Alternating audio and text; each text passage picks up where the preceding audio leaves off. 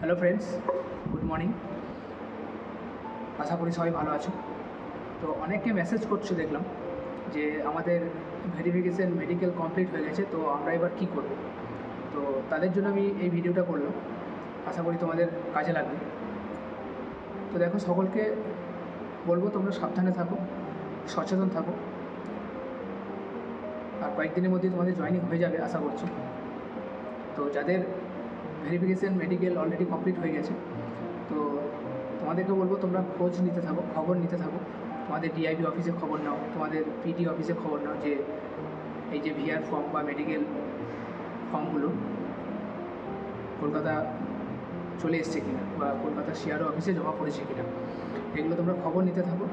আর যাদের সমস্ত কিছু কমপ্লিট হয়ে যাবে, আশা করছি তাদের জয়েনিংও খুব তাড়াতাড়ি হয়ে যাবে।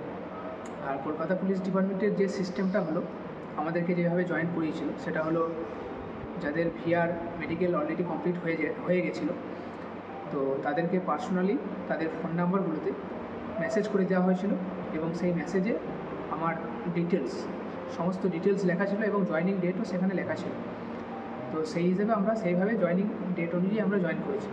তো আশা করছি সিস্টেম সবার জন্য একই হবে।